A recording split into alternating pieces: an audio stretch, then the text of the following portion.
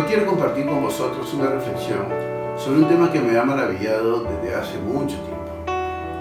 Después de su juicio, Jesús fue llevado para ser crucificado, una muerte intensamente dolorosa y larga. Durante la crucifixión, Cristo pronunció palabras de verdad y de gracia. A lo largo de los evangelios se recogen 7 frases que son conocidas como las 7 palabras. Las últimas palabras que un ser querido pronuncia antes de su muerte son recordadas por los familiares y amigos con un profundo sentimiento y son contadas y vueltas a contar en múltiples ocasiones. Este es el caso de las últimas palabras de nuestro Salvador, pero sus palabras, además de tocar nuestros corazones, encierran un mensaje teológico muy profundo que nos ayuda a entender la persona de Cristo, su sufrimiento, su divinidad y su sacrificio redentor.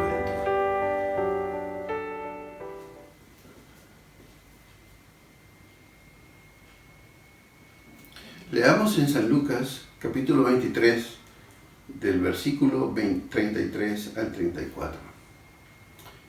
Y cuando llegaron al lugar llamado de la Calavera, le crucificaron allí, y a los malhechores, uno a la derecha y otro a la izquierda. Y Jesús decía: Padre, perdónalos, porque no saben lo que hacen. Y repartieron entre sí sus vestidos, echando suertes. En el juicio de Jesús habían jugado un papel fundamental el Sanedrín, que era la asamblea o consejo de ancianos del pueblo de Israel. El Sanedrín era de hecho la corte suprema de la ley judía, cuya misión era administrar justicia, interpretando y aplicando la Torá, la ley sagrada. Era competente en asuntos religiosos, penales y civiles. Ellos juzgaron una trampa para llevar ante las autoridades romanas a Jesús, utilizando la avaricia de Judas Iscariote. Nuevamente, quienes tenían el poder eran los que mataban a los enviados de Dios. Jesús reprendió tanto al Sanedrín como a la población de Israel cuando les dijo: Jerusalén, Jerusalén, que matas a los profetas y apedreas a los que te son enviados. ¿Cuántas veces quise juntar a tus hijos, como una gallina a sus polluelos debajo de sus alas, y no quisiste? Tanto los miembros del Sanedrín como la complicidad del gobernador Poncio Pilato y la furia del pueblo no los eximía del castigo de Dios. Estaban crucificando a un hombre inocente, un hombre que además era el Mesías prometido. Podríamos pensar que era justo que Dios los castigara. Sin embargo, Jesús le pidió al Padre que los perdonara. La primera palabra de Jesús nos muestra lo que Él vino a hacer: el perdón de los pecados y la reconciliación de los hombres con Dios para todo aquel que en Él crea. A través de Él ocurre la reconciliación de Dios con la humanidad. Esta palabra también resume lo que Él ya había predicado. En esta ocasión predicaba haciéndolo. Ya nos lo había dicho: amar a nuestros enemigos, bendecid a los que os maldicen, haced bien a los que os aborrecen, y orad a los que os ultrajan y os persiguen, como nos narra Mateo 6. También, si tu hermano peca, repréndelo, y si se arrepiente, perdónalo, como nos narra Lucas. Ahora Jesús lo hace desde su sufrimiento. Nos enseña sobre la misericordia que debemos guardar hacia todas las personas. Esa sublime misericordia es la que clama perdón. Si somos seguidores de Jesús, es nuestro deber ser misericordiosos. Debemos perdonar a quienes nos ofenden, tantas veces como 70 veces 7.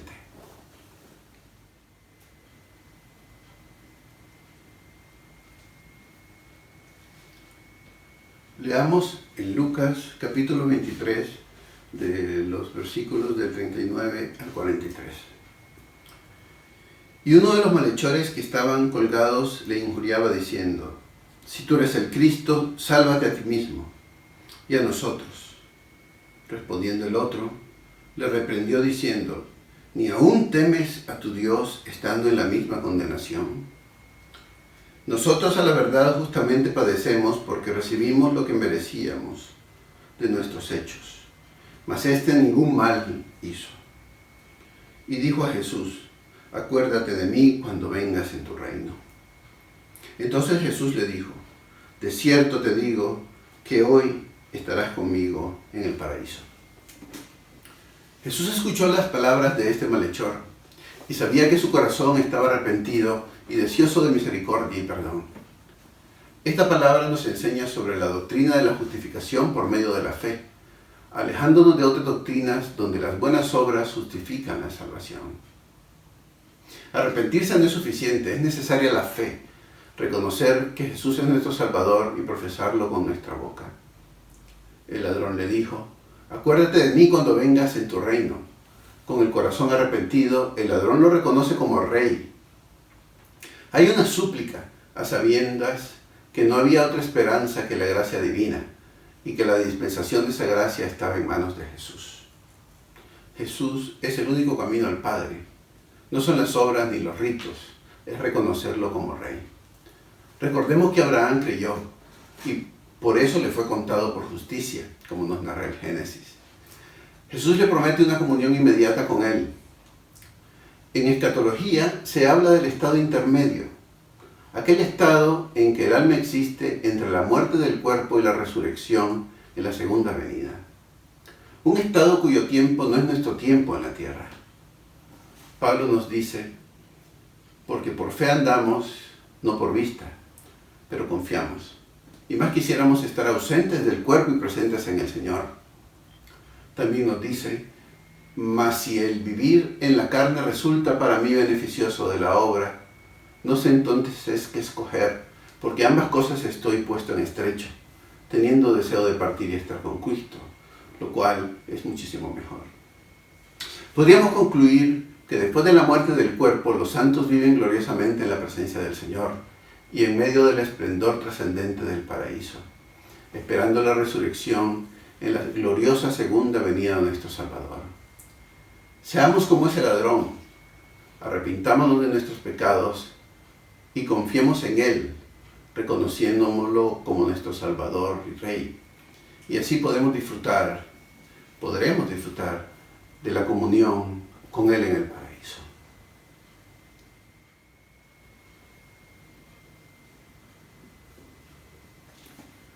Leamos Juan capítulo 19, de los versículos 26 y 27. Cuando vio a Jesús a su madre y al discípulo a quien él amaba, que estaba presente, dijo a su madre: mujer, he ahí tu hijo. Después dijo al discípulo: he ahí tu madre. Y desde aquella hora el discípulo la recibió en su casa. El apóstol Juan nos cuenta que muy pocos seguidores de Jesús estaban con él durante la crucifixión. Juan nos menciona que estaban 5 personas: el mismo apóstol, María, madre de Jesús, la hermana de María, quien es identificada como Salomé, madre de 2 de sus discípulos, Jacobo y Juan, María, mujer de Cleofas, madre de otro apóstol, Jacobo el menor, y María Magdalena. Esta palabra de Jesús muestra una profunda preocupación sobre el futuro de su madre. Posiblemente María ya estaba viuda, debido a la esperanza de vida de un hombre en la Palestina del siglo I, y que sus otros hijos, que no creían en su hermano, no estaban cerca de ella en esos momentos. Esta situación era una situación de prioridad para Jesús. El dejarla a cargo de Juan es como la firma final de una vida pensando siempre en el servicio a los demás. Y así como servía a otros, no podía olvidar a su madre. En esta hora, que para María sería un dolor profundo el ser testigo de la agonía de su hijo. Jesús no quería que su madre quedara en una situación de desamparo y cumplió con su deber: honrarás a tu padre y a tu madre. Juan cumplió su cometido de forma inmediata, según nos dice el versículo 27. Que Jesús tuviera la confianza en Juan para asignarle esta importante tarea muestra también cómo vivían los discípulos en comunión, solidaridad, el ayudarse mutuamente, una comunión en el amor del Señor. Juan continuó su ministerio. Se cree que Juan y María se trasladaron a Éfeso entre el año 37 y 48 después de Cristo y vivieron ahí. Después de los 18 meses de destierro en Patmos, Juan regresó a Éfeso, donde se dice que falleció. Sigamos el ejemplo de Jesús. Honrar a nuestros padres es un mandamiento con promesa, como también nos lo exhorta el apóstol Pablo en su carta a los Efesios. Vivamos en la comunión del amor del Señor, siendo solidarios con los demás hermanos. Seamos como estas 5 personas que valientemente estuvieron a los pies de la cruz, siguiendo a Jesús hasta las últimas consecuencias, y podamos decir, como el apóstol Pablo, que hemos peleado la buena batalla de la fe.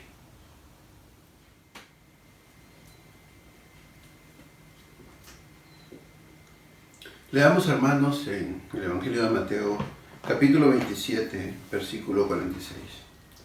Cerca de la hora novena, Jesús clamó a gran voz diciendo: Elí, Elí, lama sabactani. Esto es: Dios mío, ¿por qué me has desamparado? Mateo nos relata que antes de que Jesús pronunciara estas palabras que acabamos de leer, hubo tinieblas sobre la tierra. Los 4 evangelios nos relatan la profunda comunión que el Dios Hijo y el Dios Padre tenían. Lucas nos narra que siendo Jesús un niño de 12 años, sus padres lo encuentran en el templo de Jerusalén, sentado en medio de los doctores de la ley, oyéndoles y preguntándoles, y que todos los que se acercaban y le oían se maravillaban, y que ante el reclamo de sus padres, angustiados, Jesús les responde: ¿No sabías que en los negocios de mi Padre me es necesario estar? También durante la edad adulta son innumerables los versículos de esta profunda comunión. Para que el sacrificio vicario de Cristo ocurriera, Jesús debía morir como un pecador sin serlo, como un pecador que transita las tinieblas, prisionero de la ceguera de vivir sin Dios. Jesucristo vive este estremecedor momento por la inmensa angustia y cansancio, este cansancio físico que también se une a la gran carga espiritual de llevar en ese momento nuestros pecados. Ya no le llama Padre, le llama Dios, como le llamaríamos uno de nosotros. Los pecados nos separan de Dios, pero no de su amor. Y su Padre lo sostuvo en esos momentos de agonía. Jesús vivió por unos instantes la separación del Padre, esa separación que nos tocaba a nosotros. He aquí la grandiosidad del sacrificio vicario. Nosotros merecíamos eso, no Él, porque no tenía pecado. Nosotros merecíamos que Dios nos abandonase, pero Él tomó nuestro lugar para que pudiéramos tener comunión con Él. Jesús fue el Cordero sacrificial del antiguo pacto. Solo Él, que no tenía pecado ni mancha, puede darnos el perdón del Padre. La redención por la preciosa sangre de Cristo es el pilar de la teología evangélica y cambia la historia de la creación y de la humanidad, del mundo, ofreciéndonos un nuevo pacto, el pacto de la gracia.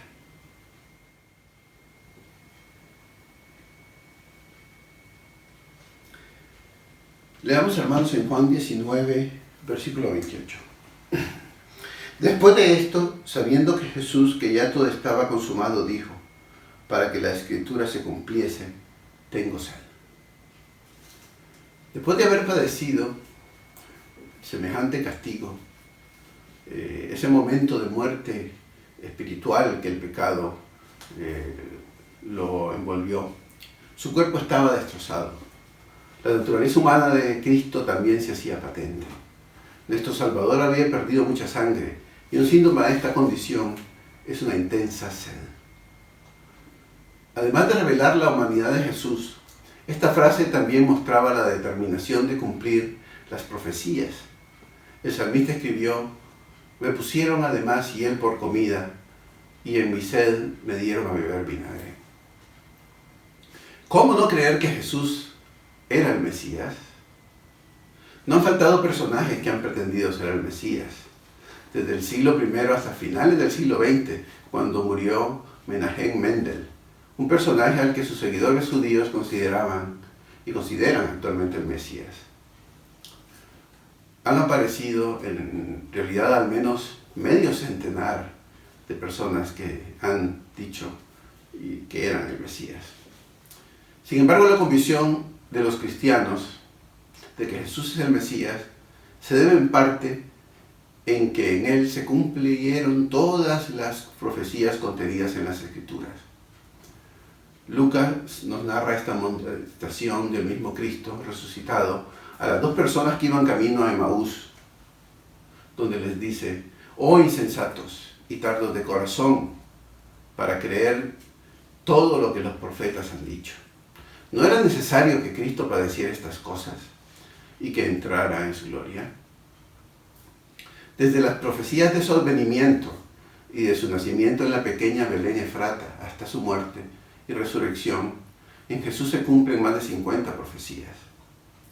Junto con su divinidad, la completa humanidad de Jesús, con las limitaciones que esto conlleva, era necesaria en el plan de la salvación.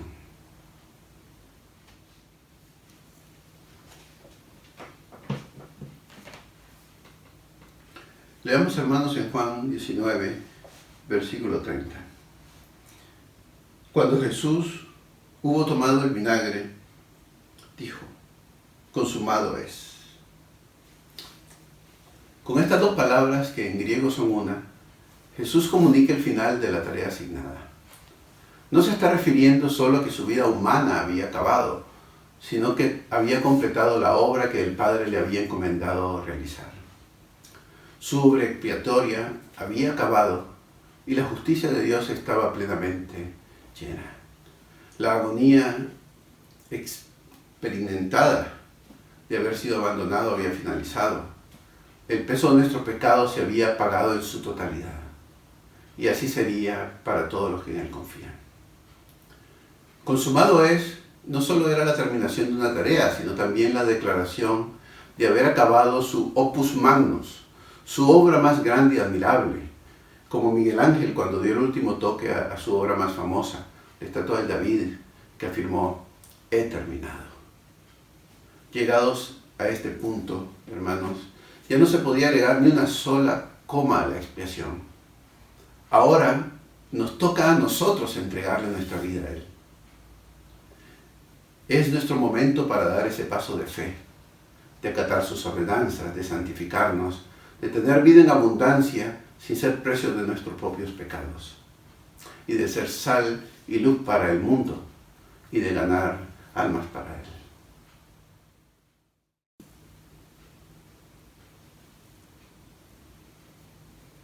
Leamos en el Evangelio de Lucas, capítulo 23, versículo 46.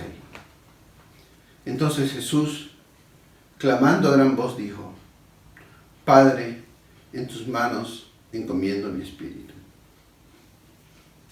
Y habiendo dicho esto, expiró. Esta es una frase sumamente emotiva. Nadie le quitó la vida a Jesús. Fue al contrario. Jesús entregó su vida. Él entrega su vida al Padre haciendo eco de las palabras del salmista, que dice: en tus manos encomiendo tu espíritu.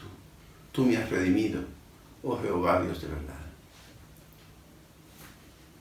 La decisión de morir de Jesús en este momento demuestra que Él entrega su vida de forma voluntaria, tal cual y como ya lo había dicho, cuando dijo: por esto el Padre me ama, porque yo doy mi vida para tomarla de nuevo.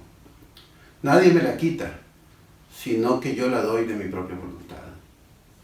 Tengo autoridad para darla y tengo autoridad para tomarla de nuevo. Este mandamiento recibí del Padre. En esta frase y la última de Jesús, se reafirma su deidad. Solo Dios es autor y dador de la vida. Hasta el último momento, en medio de todo su sufrimiento, Jesús permaneció confiando en Dios y entregado completamente a su voluntad. Depositemos pues nuestra vida en manos de Dios, pues es el lugar más seguro donde podemos descansar. Digamos con Jesús: Padre, en tus manos encomiendo mi espíritu, y declaremos de esta forma que le pertenecemos a Él. Dios bendiga su santa palabra. Amén.